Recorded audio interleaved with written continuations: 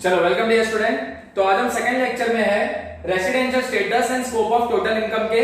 Last lecture मैंने आपको बताया था कि हम अभी फिलहाल देखेंगे रेसिडेंशियल स्टेटस और बाद में हम देखेंगे स्कोप ऑफ टोटल इनकम। और जिसमें हमने क्या देखा था लास्ट लेक्चर में कि सबसे पहले इस चैप्टर में अपने को क्या डिसाइड करना है, तो ये डिसाइड करना है कि कोई भी जो इंडिविजुअल है या जो असेसी है जो टैक्स का पेमेंट करता है, तो ये देखना है कि इंडिविजुअल रेसिडेंट है कि नॉन रेसिडेंट। फिर था सेकंड क्वेश्चन की व्हाई टू डिसाइड, ये क्यों चेक करना होता है कि इंडिविजुअल या असेसी रेसिडेंट है कि नॉन रेसिडेंट। बिकॉज अगर इंडिविजुअल रेसिडेंट है तो उसके लिए वर्ल्ड इनकम टैक्सेबल होता है। वर्ल्ड इनकम का मतलब Indian income and foreign income दोनों ही उसके लिए टैक्सेबल होगा। मतलब जो पैसा वो इंडिया में कमाएगा उस पे भी वो टैक्स का पेमेंट करेगा और जो पैसा फॉरेन में कमाएगा उस पे भी टैक्स का पेमेंट करेगा।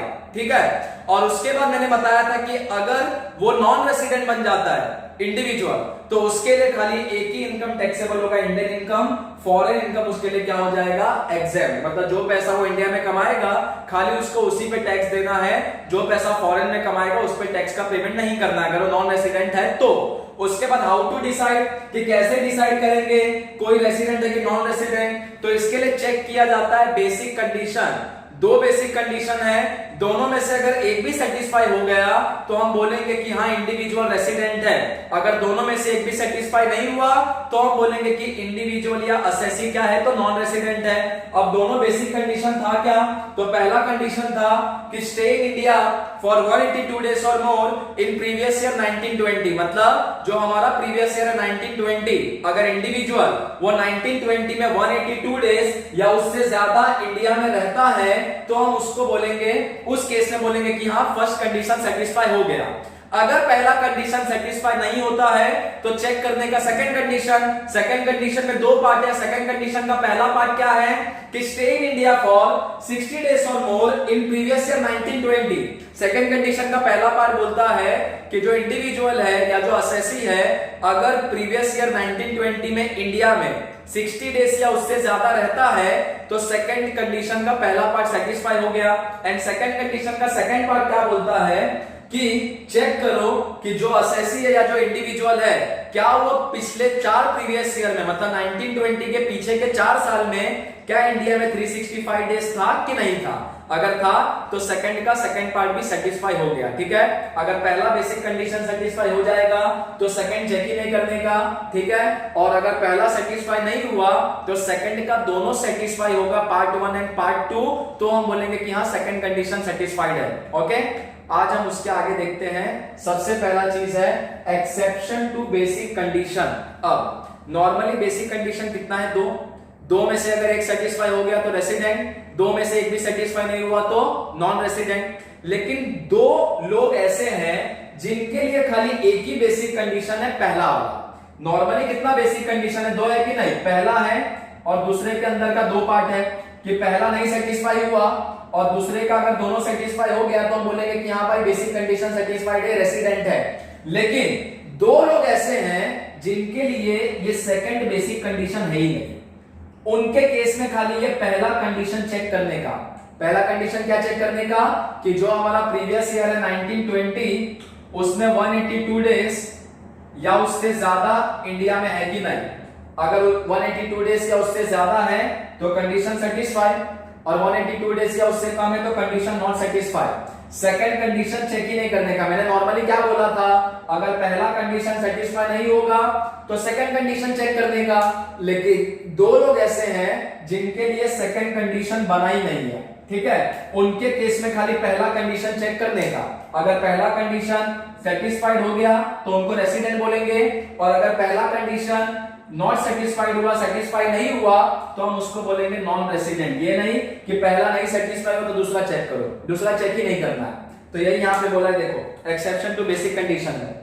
फॉर द फॉलोइंग इंडिविजुअल, मतलब नीचे दो इंडिविजुअल ऐसे हैं, for the following individual only first basic condition will be applicable. मतलब नीचे दो लोग ऐसे हैं जिनके लिए खाली पहला बेसिक कंडीशन एप्लीकेबल है।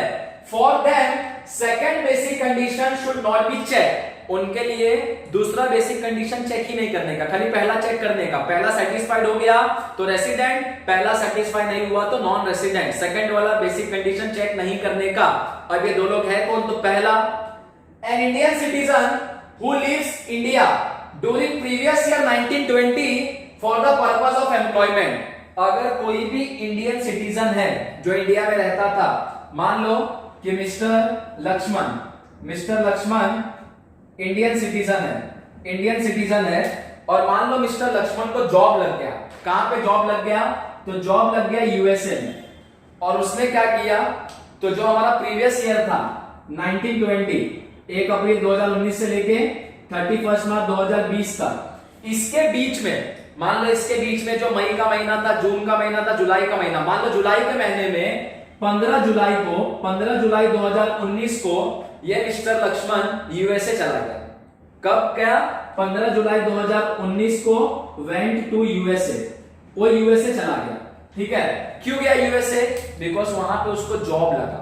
तो कोई भी अगर ऐसा इंडिविजुअल है जो प्रीवियस ईयर में, मतलब प्रीवियस ईयर 1920 में अगर एम्प्लॉयमेंट के लिए इंडिया छोड़ता है, जैसे यहाँ पे मिस्टर लक्ष्मण ने इंडिया छोड़ा, इंडिया छोड़ के कहां पे गया? यूएसए गया। कब गया? 15 जुलाई 2019 को।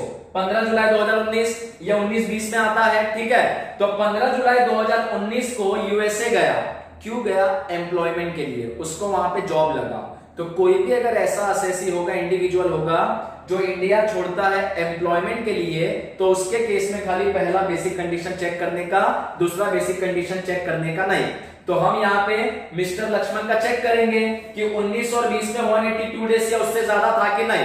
अगर 19-20 में 182 डेज या उससे ज्यादा था तो पहला कंडीशन सेटिस्फाई और मिस्टर लक्ष्मण को क्या बोलेंगे? रेसिडेंट। और अगर मिस्टर लक्ष्मण 182 डेज से कम था तो पहला कंडीशन नॉट सेटिस्फाइड और मिस्टर लक्ष्मण को क्या बोलेंगे? Non resident. Second condition check ही नहीं करना है। ठीक है, तो ये था an Indian citizen who lives India. कोई भी इंडिया का नागरिक अगर इंडिया छोड़ता है ड्यूरिंग प्रीवियस ईयर 1920, मतलब जो अपना प्रीवियस ईयर है 1920, अगर उसमें वो इंडिया छोड़ता है, क्यों छोड़ता है? For the purpose of employment. तो किसी को भी अगर इंडिया के बाहर काम लग गया और वो अगर काम के लिए इंडिया छोड़ के इंडिया के बाहर जाता है, तो उस केस में खाली पहला बेसिक कंडीशन चेक करने का, सेकंड कंडीशन चेक करने का नहीं। पहला बेसिक कंडीशन अगर सेटिस्फाइड है तो उसको रेसिडेंट बोलेंगे, नॉट सेटिस्फाइड है तो उसको क्या बोलेंगे? Non resident. तो ये तो एक हो गया कि कोई भी इंसान अगर जॉब के लिए इंडिया छोड़ता है तो उसके केस में खाली पहला बेसिक कंडीशन चेक करने का, सेकंड वाला उसके लिए एप्लीकेबल नहीं है। दूसरा, N Indian citizen or a person of Indian origin who came to India during previous year 1920 for the purpose of visit। कोई भी अगर व्यक्ति इंडियन ओरिजिन का है, इंडियन ओरिजिन मतलब भारतीय मूल, कोई भी इंसान अगर भारतीय मूल का है, जैसे मान लो भारतीय मूल, इंडियन ओरिजिन क्या है पहले उसका मतलब समझो, फिर हम ये सेकंड वाला मैं पॉइंट आपको एक्सप्लेन करता हूं।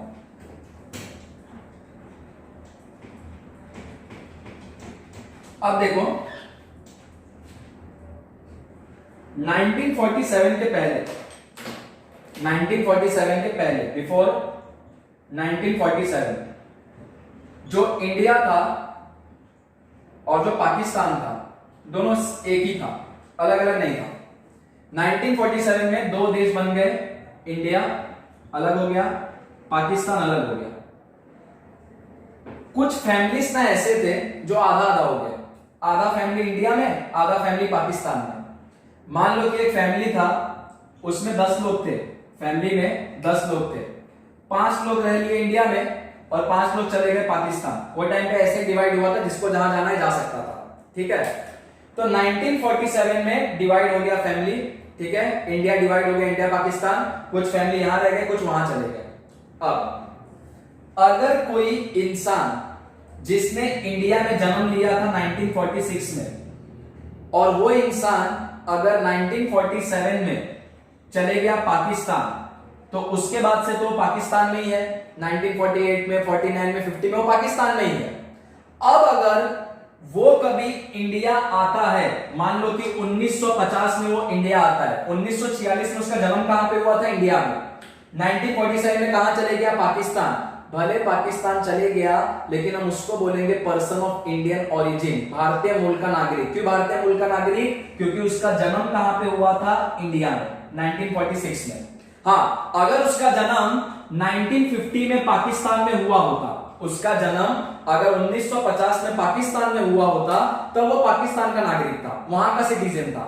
लेकिन अगर उसका जन्म 1946 में यहां पे हुआ था, ठीक है, और 1950 में वो पाकिस्तान में था लेकिन कभी घूमने के लिए इंडिया आया, तो उसको बोलेंगे person of Indian origin came to India for visit, कि भारतीय मूल का जो नागरिक है वो इंडिया घूमने के लिए आया। अरे हो सकता है इसका परिवार कुछ यहाँ पे होगा इंडिया में, तो उनसे मिलने आया होगा, ठीक है।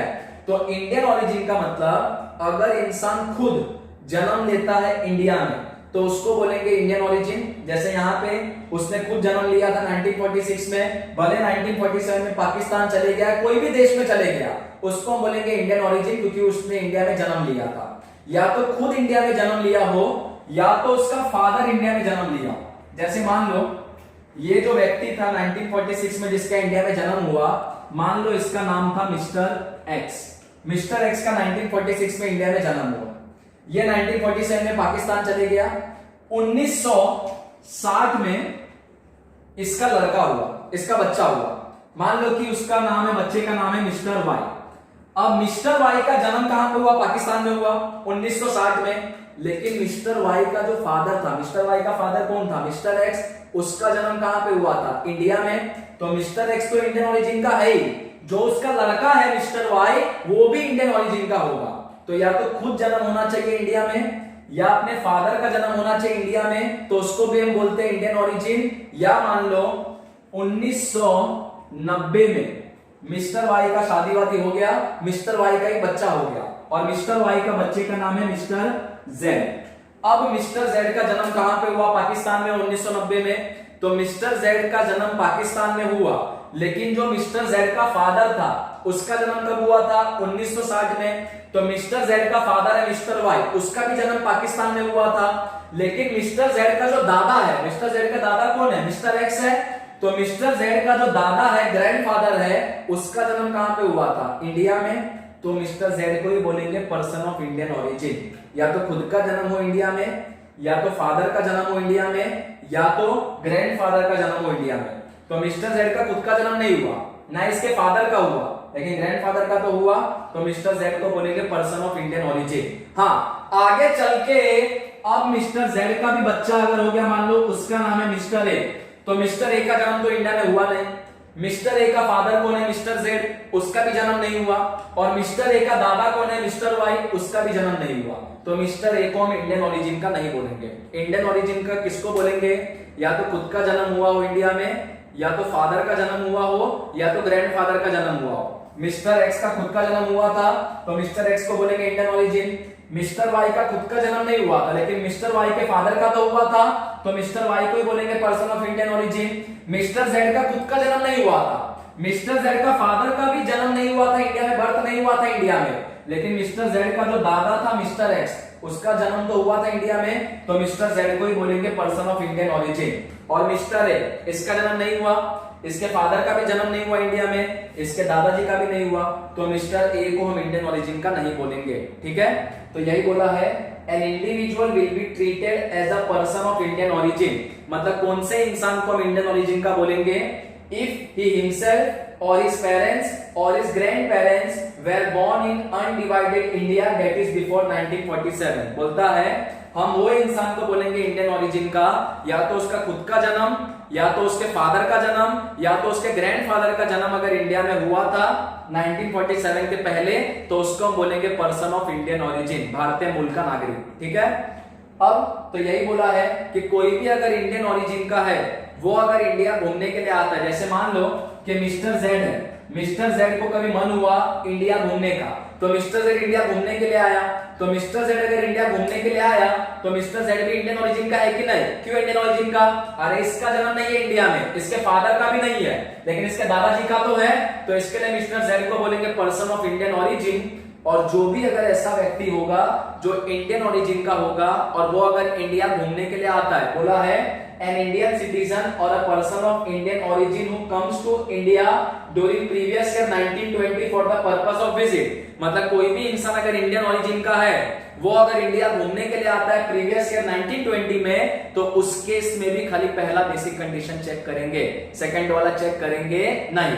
पहला बेसिक कंडीशन सेटिस्फाई हुआ तो उसको बोलेंगे रेसिडेंट, पहला बेसिक कंडीशन सेटिस्फाई नहीं हुआ तो उसको हम क्या बोलेंगे? Non resident. तो आपको समझ में आ गया एक्सेप्शन टू बेसिक कंडीशन कि दो लोग ऐसे हैं जिनके लिए खाली एक ही बेसिक कंडीशन है, सेकंड वाला बेसिक कंडीशन नहीं है। वो दो लोग कौन है? अगर कोई भी इंडियन सिटीजन इंडिया छोड़ता है एम्प्लॉयमेंट के लिए, काम के लिए प्रीवियस ईयर 1920 में, तो उसका खाली पहला बेसिक कंडीशन चेक करेंगे, सेकंड चेक करेंगे नहीं। और अगर कोई भी इंडियन ओरिजिन का इंसान है जो इंडिया के बाहर रहता है और वो अगर इंडिया विजिट करने आता है प्रीवियस ईयर 1920 में, तो उस केस में भी खाली पहला बेसिक कंडीशन चेक करेंगे, सेकंड वाला चेक करेंगे नहीं, क्योंकि उनके लिए एप्लीकेबल नहीं है। और इंडियन ओरिजिन का इंसान हम किसको बोलेंगे? अगर किसी का खुद जन्म हुआ हो या उसके फादर का जन्म हुआ हो या उसके ग्रैंड पेरेंट्स का जन्म हुआ हो कहां पे? इंडिया में, अनडिवाइडेड इंडिया में बिफोर 1947, तो उसको हम बोलेंगे पर्सन ऑफ इंडियन ओरिजिन। तो कोई भी अगर इंडियन सिटीजन काम के लिए इंडिया छोड़ता है या कोई भी इंडियन ओरिजिन जो इंडिया आता है घूमने के लिए प्रीवियस ईयर 1920 में, तो ये दोनों केस में खाली पहला बेसिक कंडीशन चेक करेंगे, सेकंड वाला चेक करेंगे नहीं। और ये आपको क्वेश्चन में दिया होगा कि जो है असेसी जो इंडिविजुअल है वो ये वाला कैटेगरी का है तो भी दिया होगा, और ये कैटेगरी का होगा तो भी दिया होगा। अगर ये दोनों कैटेगरी का नहीं है तो नॉर्मल है, उसके लिए कितना बेसिक कंडीशन होता है? नॉर्मल इंसान के लिए दो बेसिक कंडीशन, पहला नहीं सेटिस्फाई हो तो सेकंड वाला चेक करो, ठीक है? ओके, तो ये दो लोग ऐसे हैं जिनके लिए खाली एक ही बेसिक कंडीशन है। अब if an individual become resident of India, then we have to check whether he is ordinary resident of India or he is non-ordinary resident of India, and for this purpose we have to check additional condition। सबसे पहले individual का क्या check करते हैं? Basic condition.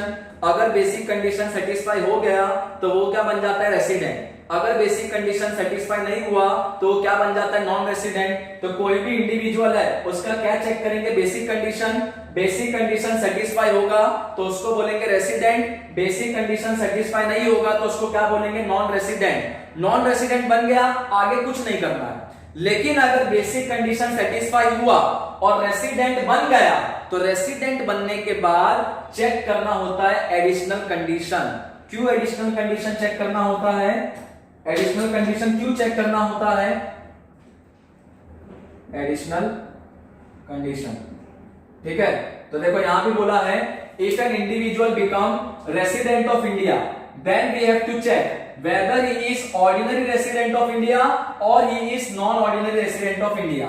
एक बार individual अगर resident बन गया तो चेक करना होता है कि वो ऑर्डिनरी रेसिडेंट ऑफ इंडिया है कि वो non ordinary resident of India है, ठीक है? ये चेक करना होता है कि वो ऑर्डिनरी रेसिडेंट ऑफ इंडिया है कि non ordinary resident of India है।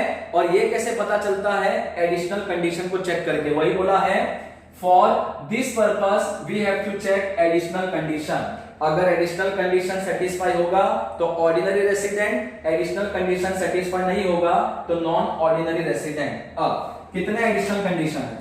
बेसिक कंडीशन कितना था? 2, बराबर? अरे 2 था कि नहीं बेसिक कंडीशन? एक्सेप्शन वाले को छोड़ो, 2 लोग एक्सेप्शन में है, इनके लिए खाली एक ही बेसिक कंडीशन, लेकिन बाकी लोगों के लिए कितना बेसिक कंडीशन है? 2।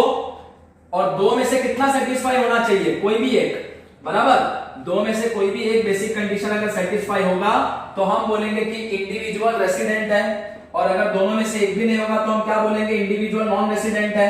और ये दोनों के केस में एक ही बेसिक कंडीशन है, वो सेटिस्फाई होगा तो बोलेंगे इंडिविजुअल रेसिडेंट है, और वो नॉट सेटिस्फाइड होगा तो क्या बोलेंगे? इंडिविजुअल नॉन रेसिडेंट है। उसी तरीके से एडिशनल कंडीशन भी 2 है, 1 and 2।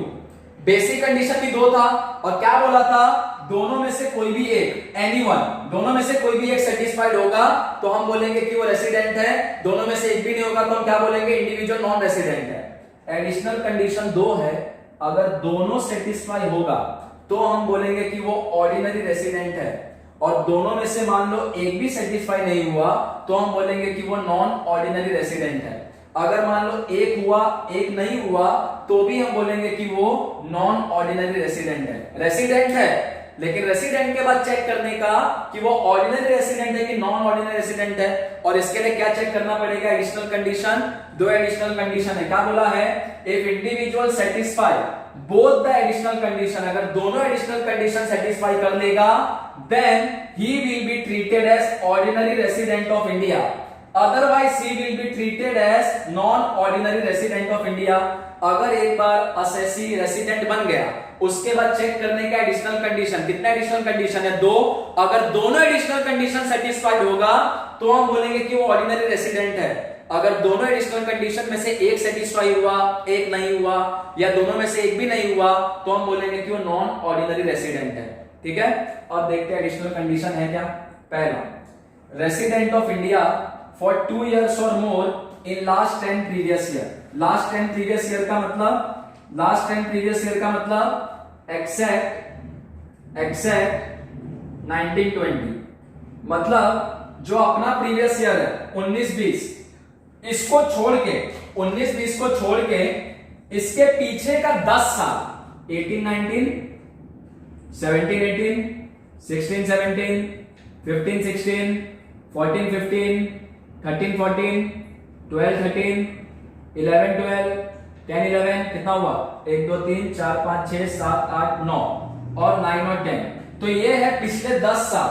तो बोलता है अपना प्रीवियस ईयर छोड़ के पिछले 10 साल का चेक करो, कौन कौन से साल वो रेसिडेंट था, कौन कौन से साल वो नॉन रेसिडेंट था। अब ये कैसे पता चलेगा? बेसिक कंडीशन चेक करके 18-19 में चेक करेंगे दोनों बेसिक कंडीशन। अगर दोनों में से एक भी सेटिस्फाइड हो गया तो बोलेंगे कि 18-19 में वो रेसिडेंट था। फिर 17-18 में चेक करेंगे दोनों बेसिक कंडीशन। अगर दोनों बेसिक कंडीशन में से एक भी सेटिस्फाइड हो गया तो हम बोलेंगे कि वो 17-18 में रेसिडेंट था। फिर 16-17 में चेक करेंगे दोनों बेसिक कंडीशन। मान लो दोनों में से एक भी सेटिस्फाई नहीं हुआ तो हम बोलेंगे 16-17 में नॉन रेसिडेंट था। मान लो 15-16 में चेक करेंगे दोनों बेसिक कंडीशन। अगर दोनों में से एक भी सेटिस्फाई नहीं हुआ तो हम बोलेंगे 15-16 में भी नॉन रेसिडेंट था। तो यही बोला है कि पिछले 10 साल में 1920 के पीछे के 10 साल, पिछले 10 साल में से कोई भी 2 साल या उससे ज्यादा वो इंडिया का क्या होना चाहिए? रेसिडेंट।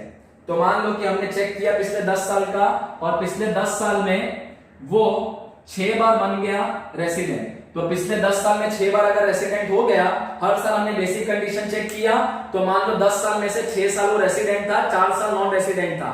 तो 2 साल या 2 साल से ज्यादा अगर रेसिडेंट होगा पिछले 10 साल में तो पहला कंडीशन सेटिस्फाइड।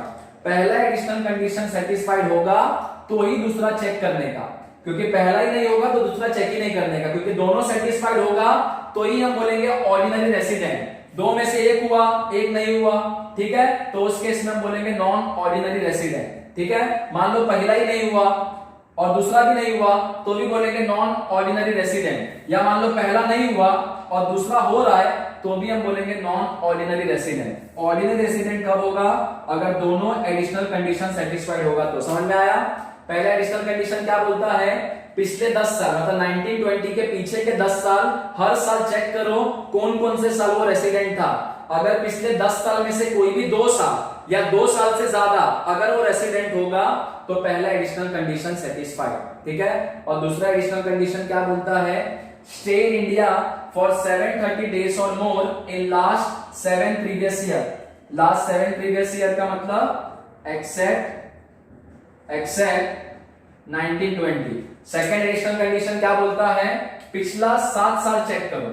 पिछला 7 साल चेक करो मतलब ये 18-19, 17-18, 16-17, 15-16, 14-15, 13-14, 12-13, 1 2 3 4 5 6 7। तो सेकंड एडिशनल कंडीशन क्या बोलता है? पिछला 7 साल चेक करो, अगर पीछे के 7 साल में वो इंडिया में 730 days या उससे ज्यादा था तो सेकंड एडिशनल कंडीशन भी सेटिस्फाइड। अगर पिछले 7 साल में वो 730 days से कम था तो इसका मतलब सेकंड एडिशनल कंडीशन सेटिस्फाई नहीं हुआ, और नहीं हुआ तो उस केस में उसको क्या बोलेंगे? Non ordinary resident. ठीक है, तो सबसे पहले असेसी का क्या चेक करने का? Basic condition. 2 बेसिक कंडीशन है, एक भी सेटिस्फाइड हो गया तो हम बोलेंगे रेसिडेंट, एक भी नहीं सेटिस्फाइड हुआ तो क्या बोलेंगे? Non resident. नॉन रेसिडेंट बन गया तो आगे जाने का ही नहीं, लेकिन रेसिडेंट बना तो क्या चेक करने का? Additional condition. एडिशनल कंडीशन कितना है? 2। अगर दोनों का दोनों सेटिस्फाइड हुआ तो हम क्या बोलेंगे? असेसी को ऑर्डिनरी रेसिडेंट। और अगर दोनों में से एक हुआ, एक नहीं हुआ, या दोनों में से एक भी नहीं हुआ तो हम क्या बोलेंगे? असेसी को नॉन ऑर्डिनरी रेसिडेंट। और 2 एडिशनल कंडीशन है क्या? पहला एडिशनल कंडीशन बोलता है कि पिछले 10 साल में चेक करो, 1920 के पीछे के 10 साल, क्या कोई भी 2 साल या उससे ज्यादा वो इंडिया का रेसिडेंट था? अगर 2 साल या उससे ज्यादा इंडिया का रेसिडेंट था पिछले 10 साल में तो पहला एडिशनल कंडीशन सेटिस्फाई। और दूसरा एडिशनल कंडीशन क्या बोलता है? पिछले 7 साल में चेक करो, क्या वो इंडिया में 730 दिन या उससे ज्यादा था? अगर था तो सेकंड एडिशनल कंडीशन भी सेटिस्फाइड। ठीक है, तो ये था हमारा रेसिडेंशियल स्टेटस का थियरी। ठीक है, लास्ट में मैंने आपको समरी टाइप बनवा दिया है कि एसएससी का पहले क्या चेक करेंगे, बेसिक कंडीशन सेटिस्फाइड होगा तो क्या बोलेंगे रेसिडेंट, बेसिक कंडीशन सेटिस्फाइड होगा तो क्या बोलेंगे नॉन रेसिडेंट, नॉन रेसिडेंट है तो आगे नहीं जाना है, रेसिडेंट है तो क्या चेक करेंगे एडिशनल कंडीशन, अगर एडिशनल कंडीशन दोनों सेटिस्फाइड हो गया तो क्या बोलेंगे एसएससी को ऑर्डिनरी रेसिडेंट, और अगर एडिशनल कंडीशन दोनों में से एक हुआ सेटिस्फाइड एक नहीं हुआ या दोनों में से एक भी नहीं हुआ तो हम उसको क्या बोलेंगे नॉन ऑर्डिनरी रेसिडेंट। तो यहां तक हमारा थियरी था रेसिडेंशियल स्टेटस का। नेक्स्ट लेक्चर से हम इसके कुछ क्वेश्चन करेंगे रेसिडेंशियल स्टेटस के, जहां मैं आपको बताऊंगा कैसे पहचानते हैं कि रेसिडेंट है एसएससी की नॉन रेसिडेंट, फिर वो ऑर्डिनरी रेसिडेंट है कि नॉन ऑर्डिनरी। ठीक है, तब तक आपने पूरा याद करके रखना, कंडीशन, बेसिक कंडीशन, फिर उसका एक्सेप्शन, फिर एडिशनल कंडीशन। ठीक है, तो अभी तक हमने देखा कि रेसिडेंट स्टेटस में सबसे पहले इसमें क्या डिसाइड करना होता है, व्हाट टू डिसाइड कि इंडिविजुअल या एसएससी रेसिडेंट है कि नॉन रेसिडेंट। क्यों डिसाइड करना होता है, अगर रेसिडेंट होगा तो उसके लिए वर्ल्ड इनकम टैक्सेबल होगा, Indian income and foreign income दोनों टैक्सेबल होगा, मतलब जो पैसा इंडिया में कमाएगा उस पे भी टैक्स देना इंडियन गवर्नमेंट को, जो पैसा फॉरेन में कमाएगा उस पे भी टैक्स देना इंडियन गवर्नमेंट को। और अगर एसएससी मान लो कि नॉन रेसिडेंट है तो उसके लिए खाली एक ही इनकम टैक्सेबल होगा, इंडियन इनकम, मतलब जो पैसा इंडिया में कमाएगा खाली उसी पे टैक्स देना इंडियन गवर्नमेंट को। फिर हाउ टू डिसाइड, कैसे पता चलता है कि रेसिडेंट है कि नॉन रेसिडेंट, उसके लिए चेक करना होता है बेसिक कंडीशन, कितना बेसिक कंडीशन है, 2। अगर दोनों में से एक भी सेटिस्फाइड हो गया तो हम क्या बोलेंगे कि वो रेसिडेंट है, और दोनों में से एक भी नहीं हुआ तो हम क्या बोलेंगे एसएससी नॉन रेसिडेंट है। पहला बेसिक कंडीशन क्या था कि प्रीवियस ईयर 1920 में 182 डेज से ज्यादा अगर एसएससी रहता है तो पहला बेसिक कंडीशन सेटिस्फाइड हो गया।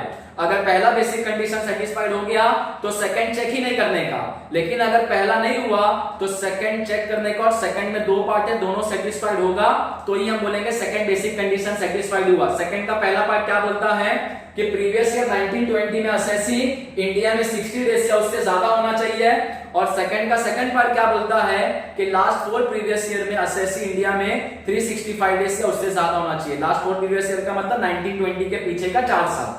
उसके अलावा देखा सेकंड लेक्चर में एक्सेप्शन टू बेसिक कंडीशन कि 2 लोग ऐसे हैं जिनके लिए खाली पहला बेसिक कंडीशन चेक करने का, अगर पहला बेसिक कंडीशन सेटिस्फाइड हुआ तो रेसिडेंट है, नहीं सेटिस्फाइड हुआ तो नॉन रेसिडेंट है, उनके लिए सेकंड बेसिक कंडीशन एप्लीकेबल नहीं है। कौन है ये 2 लोग, पहला an Indian citizen who lives India for employment, अगर कोई भी इंडिया का नागरिक एम्प्लॉयमेंट के लिए इंडिया छोड़ता है काम के लिए तो उसके लिए खाली पहला बेसिक कंडीशन चेक करने का, सेकंड एप्लीकेबल नहीं है उनके लिए।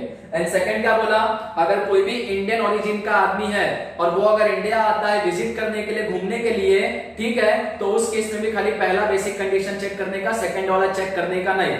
इंडियन ओरिजिन का मतलब अगर किसी का खुद का या उसके फादर का या उसके ग्रैंडफादर का बर्थ हुआ था इंडिया में 1947 के पहले तो उसको बोलेंगे पर्सन ऑफ इंडियन ओरिजिन। फिर एक बार अगर एसएससी रेसिडेंट बन गया तो चेक करने का वो ऑर्डिनरी रेसिडेंट है कि नॉन ऑर्डिनरी रेसिडेंट है, और वो कैसे पता चलेगा, एडिशनल कंडीशन को चेक करके।